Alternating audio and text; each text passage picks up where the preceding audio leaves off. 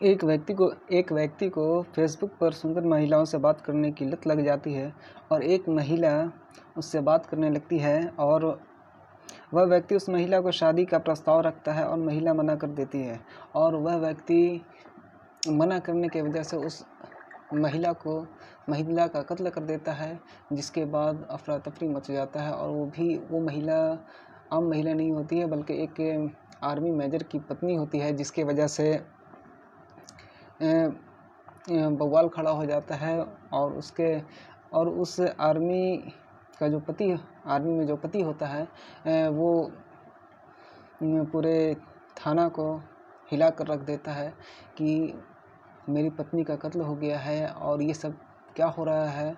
वो भी दिल्ली जैसे शहरों में जहाँ पे आर्मी बेस बना हुआ होता है, आर्मी कैंप होते हैं, आर्मी छावनी में ऐसा हो गया, ऐसा कैसे हो सकता है, ये किसी शातिर इंसान का काम है। चलिए, यह कहानी सुनने में आप लोगों को बहुत ही दुख होगा और बहुत ही सुनने में आप लोग इसे सुनकर सतर्क भी हो सकते हैं और आप लोगों को यह कहानी सुनने में मज़ा भी आएगा, क्योंकि यह कहानी ही ऐसी है। फेसबुक सोशल मीडिया क्या क्या करवा सकती है, ये आप इस वीडियो से जानकारी हासिल कर सकते हैं और भी बहुत कुछ आप लोग जान सकते हैं। चलिए, इस कहानी को शुरू करने से पहले मैं मोहम्मद मुजाहिद हुसैन, आप देख रहे हैं एम मुजाहिद हुसैन 731 चैनल, और आज की कहानी है दिल्ली के छावनी इलाके की। दिल्ली राष्ट्रीय क्षेत्र छावनी मेट्रो स्टेशन के पास इलाका है ब्रॉड एक्वायर। 23/6/2023 की बात है। 1:28 मिनट में एक आदमी गुजर रहा था रास्ते से, तो देखता है कि एक महिला पड़ी हुई है और उस पे लगता है गाड़ी चढ़ गया है, इसी वजह से वो महिला रास्ते पे गिरी हुई है। तो वो और लोगों को खबर करता है। लोगों को खबर करने के बाद वहाँ पे भीड़ लगती है। भीड़ लगने के बाद बहुत सारे लोग फ़ोन करते हैं पुलिस को कि ऐसा ऐसा मामला है। पुलिस आती है, पुलिस इसकी छानबीन करती है। पुलिस देखती है कि टायर के निशान है यहाँ पे और महिला पे गाड़ी भी चढ़ चुका है और उस पे एक बार नहीं तकरीबन 3-4 बार गाड़ी चढ़ाया गया है। पर पुलिस ध्यान से देखती है, तो ध्यान से देखने के बाद महिला का पता चलता है कि उसके गर्दन पे धारदार चाकू या हथियार से हमला किया गया है और काटा गया है, जिसके वजह से उसकी मौत हो गई। और उसके बाद इस हत्या को छुपाने के लिए गाड़ी को चढ़ाया गया है। पुलिस सारा लाश को उठाकर अपने हॉस्पिटल भेजती है। भेजने के बाद वहाँ पोस्टमार्टम होता है। पोस्टमार्टम में भी निकलता है कि हाँ, उस महिला का पहले गला काटा गया, उसके बाद 3-4 बार गाड़ी को चढ़ाया गया है। 3-4 बार गाड़ी चढ़ाने के बाद वह व्यक्ति चला जाता है। जाने के बाद 1-2 दिन हो जाता है, तो उसका पति खोजता है कि अभी तक वो घर नहीं आई। शाम होता है, तो शाम में पता चलता है कि उसकी औरत अभी तक आई नहीं है। वो ढूंढने के लिए जाता है, ढूंढता है पर कहीं मिलती नहीं है, तो सीधा जाता है नारायणा थाना और बोलता है मेरी बीवी सुबह में गई थी, अभी तक शाम हो गया, रात हो गया, अभी तक वो घर नहीं पहुंची है। मामला क्या है, आप इसके बारे में बताएं, इसकी छानबीन करें, आप FIR दर्ज करें। तो पुलिस वाले बोलते हैं कि कुछ फ़ोटो वगैरह दिखाइए। फ़ोटो वगैरह देखने के बाद पता चलता है कि फ़ोटो वगैरह देखती है। फ़ोटो वगैरह देखने के बाद पुलिस बोलती है अरे ये तो वही महिला है जिसका गला काट कर ये कर दिया गया है, हत्या कर दिया गया, वही महिला है। पुलिस छानबीन करती है और छानबीन करने के बाद पता चलता है और छानबीन करता है तो उससे जो महिला का पति होता है उससे कड़े रुख में पुलिस पूछती है कि तुम तुम्हारा अपने औरत से, महिला से, बीवी से कैसा रहन सहन था, कैसा बर्ताव था तुम्हारा, क्या था, सारा चीज़ बताओ। तो बोलता है ऐसा तो कोई झगड़ा नहीं था हमारे बीच में, और कुछ ऐसा बात भी नहीं था कि वो घर छोड़कर चली जाए। बात ये, मुझे एक आदमी पे शक है जो वो भी आर्मी मेजर है और मैं भी आर्मी मेजर हूँ, और उसी से मेरी महिला जब कॉल पे बात कर रही थी तो उसका वीडियो कॉल पे बात कर रही थी, उसका फ़ोटो हम देखे थे। तो उसके बाद हम मना करने के बाद फिर दोबारा मेरी बीवी उससे कभी नहीं बात की। मुझे शक है तो उसी पे शक है। तो उस आदमी का नंबर वगैरह तलाशा जाता है, तो नंबर तलाशने के बाद पता चलता है कि वह आदमी का नंबर ही स्विच ऑफ है, और दूसरा नंबर ढूंढा जाता है, और जितने भी उसके संपर्क में लोग जानते थे, रहते थे, उन लोगों से पूछा जाता है कि उसके पास कोई और नंबर है तो बताया जाए, नंबर बताइए। तो एक आदमी देता है नंबर, जो दूसरा नंबर होता है, दूसरे नंबर पे कॉल किया जाता है तो उस पर भी स्विच ऑफ आता है। तो पुलिस ट्राई करते रहती है, सर्विलांस पे लगा देती है कि ये बंदा जब भी मोबाइल ऑन हो तो इसका लोकेशन पता चल जाए, ये किस जगह से मोबाइल ऑन होता है। तो कुछ दिनों के बाद 54 सेकंड के लिए मोबाइल ऑन होता है। मोबाइल ऑन होने के बाद सर्विलांस पे लगा हुआ था, और पुलिस पता करती है तो पता चलता है कि ये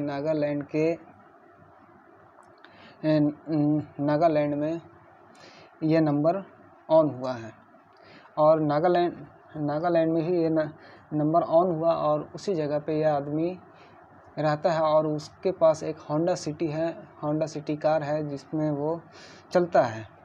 अब पुलिस उस जगह पे जाती है, उस आदमी को पकड़ती है, पकड़कर सीधा दिल्ली लाती है। दिल्ली लाने के बाद उसको थाना में बंद कर जेल भेज देती है। जेल भेजने के बाद उससे कड़े रुख से पूछा जाता है कि क्या मामला है, तुमने ऐसा किया है, क्या रिश्ता था तुम्हारा, क्या मामला था।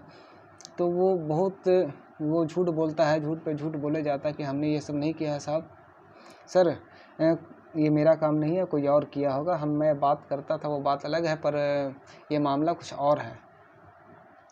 पर पुलिस को लगता है कि नहीं, जो मुजरिम यही है, और उससे और कड़े रुख से पूछा जाता है, उसे डराया धमकाया जाता है। वो आर्मी मेजर होता है ज़्यादा, इसलिए पुलिस शुरू में कोताही बरत रही थी कि उस पर ज़्यादा दबाव नहीं डाल रहे थे, आर्मी मेजर है।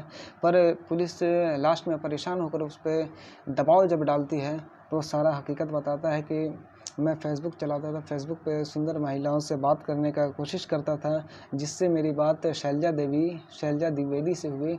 शैलजा द्विवेदी से बात होने के बाद कई बार मैं उससे मिला भी, और मैं उसे बताया था कि मैं एक बिजनेसमैन हूँ, और वो बताई थी कि मेरे पति बैंक में नौकरी करते हैं। तो पता चलता है कि चलो ठीक है, कोई बात नहीं है। और मैं जम्मू कश्मीर में रहता हूँ।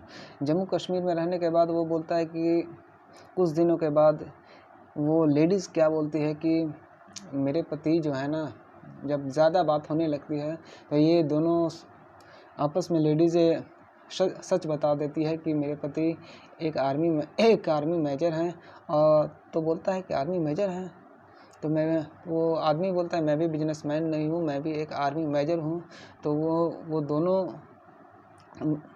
एक दूसरे को बताते हैं, सच बताते हैं कि मैं फ़लाने जगह पे रहता हूँ, और लेडीज़ भी बता देती है कि मैं फ़लाने जगह पे रहता हूँ। तो दोनों का लोकेशन एक ही जगह का रहता है, जो नागालैंड में ही दोनों एक ही छावनी में रहा करते थे। एक क्वार्टर दोनों का एक ही छावनी में पड़ता था।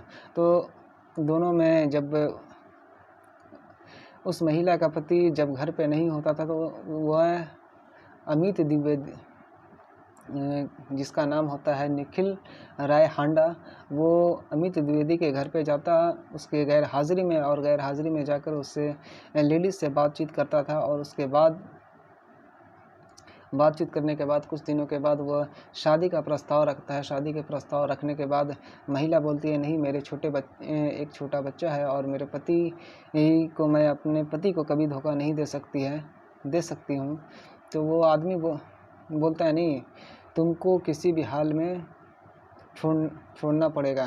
पर कुछ ही दिनों के बाद उस अमित द्विवेदी का, जिसकी बीवी होती है, वह उसका ट्रांसफ़र हो जाता है दिल्ली में। दिल्ली में ट्रांसफ़र होने के बाद अब ये परेशान हो जाता है कि अब बात हो तो कैसे हो, और वो फ़ोन भी नहीं उठाती है। इसी बीच में वो 1500 कॉल करता है और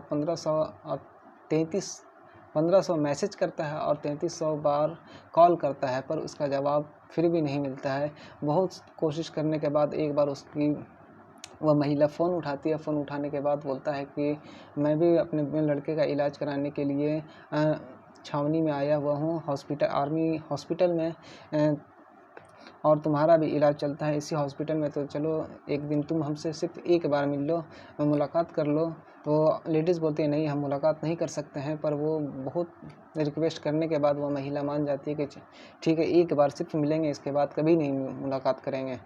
तो वह आदमी मुलाकात करने के बहाने उस औरत को बुलाता है, और बुलाने के बाद वो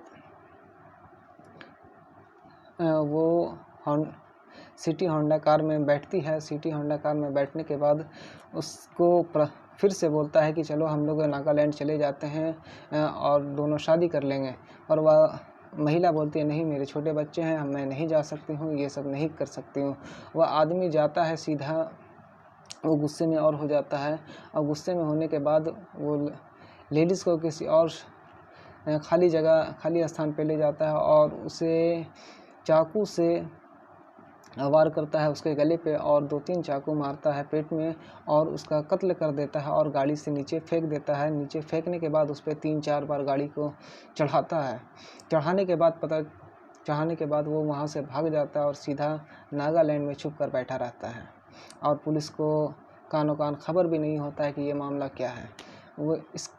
जब ये पकड़ा जाता है तभी सारा राज खुलता है। राज खुलने के बाद वह आदमी को जेल भेजा जाता है, और अभी तक वो जेल में ही है, और वह उस महिला का तो कत्ल हो गया, पर वो आदमी अभी भी जेल में है। ऐसे आदमियों को फांसी की सज़ा, तुरंत कत्ल की सज़ा होना चाहिए, फांसी भी नहीं देना चाहिए। ऐसे लोगों को पब्लिक के हवाले करना चाहिए, और पब्लिक ही उसका फ़ैसला करे तो अच्छा है। पर यहाँ का एक कानून भी तो है। कानून जो भी सज़ा देगी, कोर्ट जो भी सज़ा देगा, इसका फ़ैसला कानून ही कर सकता है। कोर्ट का जो भी फ़ैसला होगा वह मानने लायक होगा। और अभी तक तो उसे कुछ ना ही फांसी का सज़ा मिला है, और ना ही अभी सिर्फ वो जेल में दिन काट रहा है, और जब फैसला आएगा तब उसका उम्र कैद होगा कि फांसी होगा, इसके बाद ये देखने वाली बात है। और मेरा तो कहना है कि उसे फांसी की सज़ा जल्द से जल्द दिया जाए, और ऐसे लोगों से अगर जल्द से जल्द कार्रवाई की जाए, जिससे मैसेज समाज में फैले कि ऐसे लोगों का ऐसा ही अंजाम होना चाहिए, और लोग इस चीज़ से डरें और ऐसी गलत हरकत करने से बचें। तब तक के लिए आज के लिए इतना ही। अगर आप हमारे चैनल पर नए हैं तो लाइक करें, शेयर करें और सब्सक्राइब करना बिल्कुल भी ना भूलें, क्योंकि आपका भाई भी मेहनत कर रहा है और आप लोगों की सपोर्ट की ज़रूरत है, और हमारे चैनल को आगे बढ़ाएं। तब तक के लिए धन्यवाद।